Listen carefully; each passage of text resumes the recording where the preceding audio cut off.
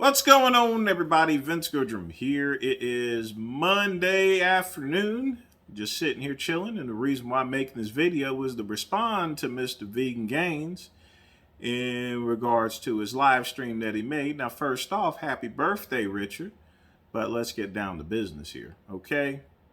Now, the video I put out there in terms of the wool industry, I was basically mocking vegan sense of, the death and suffering of animals, which is what you like to hit people over the head about.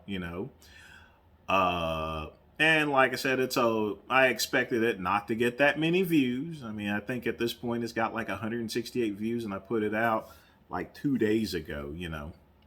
But, you seem to have taken offense to it there, and you subsequently are showing other people videos. Like I said, I caught the details of the video and I gotta thank 2 a.m. Vegan for putting out this stuff, especially since your live streams are private only. But I have to refute that. Not only that, you proved exactly what I was saying about the animals here, okay? Now, you made an excuse like being hit by a car. I mean, them things are still getting killed. All those creatures that I mentioned, they're still getting killed from the production of plants here, okay? Of plant-based foods here.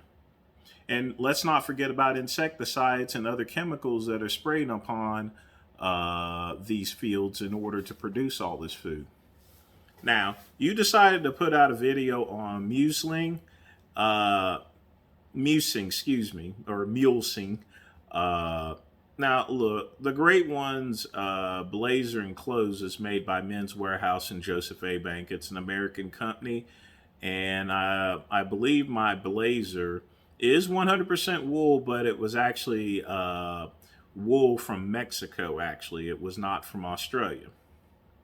Now, honestly, you're actually gaslighting the issue, and a lot of you vegans try to gaslight the issue, showing all these videos and everything.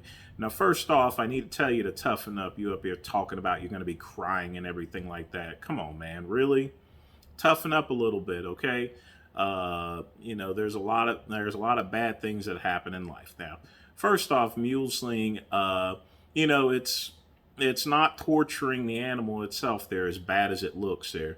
It's actually to prevent the fly strikes there, diseases, basically having maggots eat a lamb's body inside and out there is a very agonizing death, which is why they do it there.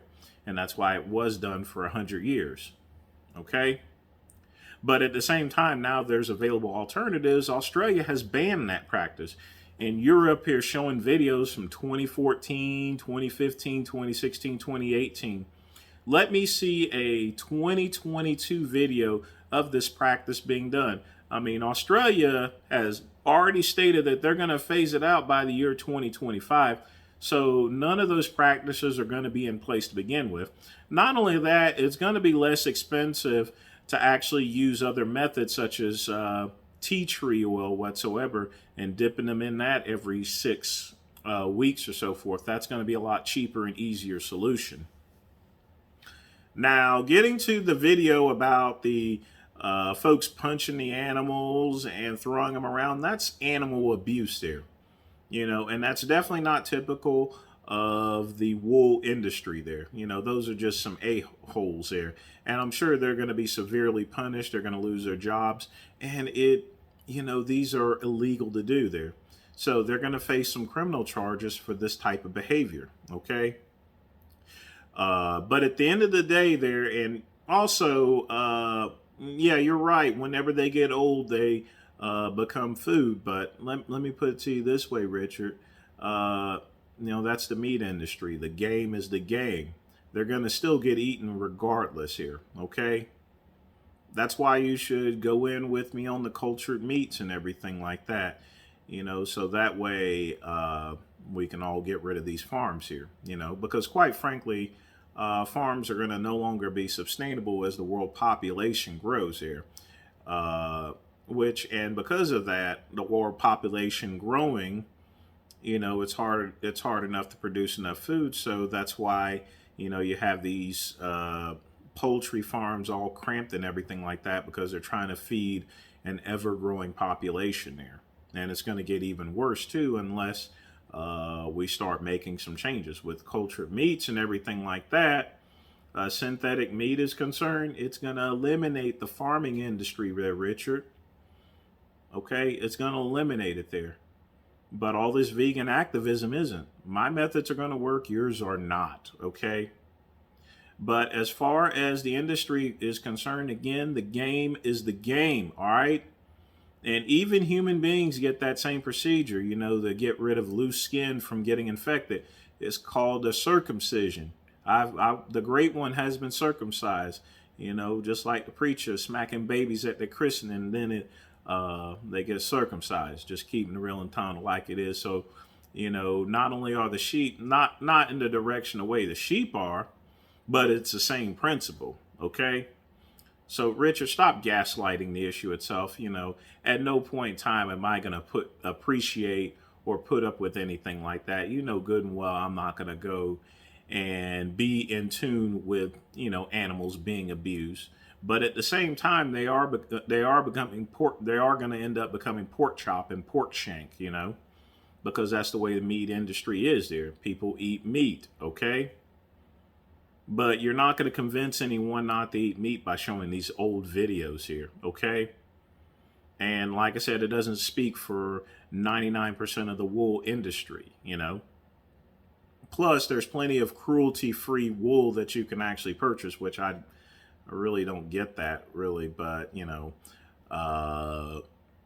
to where they never even, and these cruelty-free wools, you know, they went ahead and took the step and used practices such as tea tree oil in order to, in place of this type of mulesing procedure there. Because it's a surgical procedure, whereas tea tree oil, you just give them a little dip there, you know. And speaking of which, and you know, lambs are not killed by the neck unless it's going to be kosher, or whether it's halal, excuse me. Most lamb, they're electrocuted, put to sleep, and, you know, with a little dart, and that's the end of it there, you know. Not the best thing there, but they're certainly not getting their neck slashed unless it's kosher or halal, excuse me.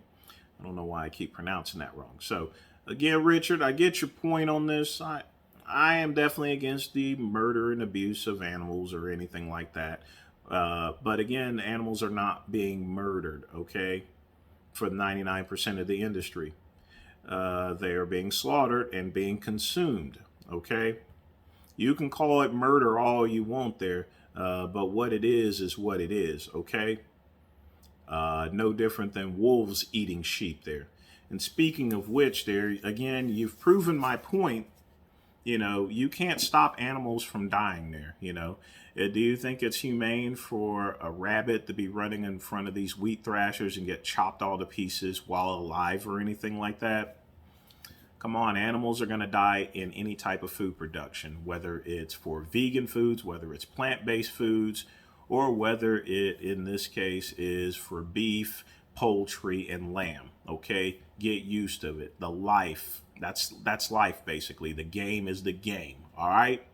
That's all I got to say today on this matter, you know, and I just wanted to respond to Mr. Vegan Gains and all the rest of these vegans getting on my case. Look, I don't want no animals being abused, but until we come up with better solutions there, which is not veganism there, because that'll never work. You can't feed the planet with veganism.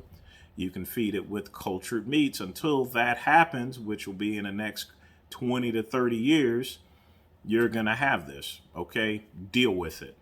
Like and subscribe to the Vince Goodrum channel. Click the link below.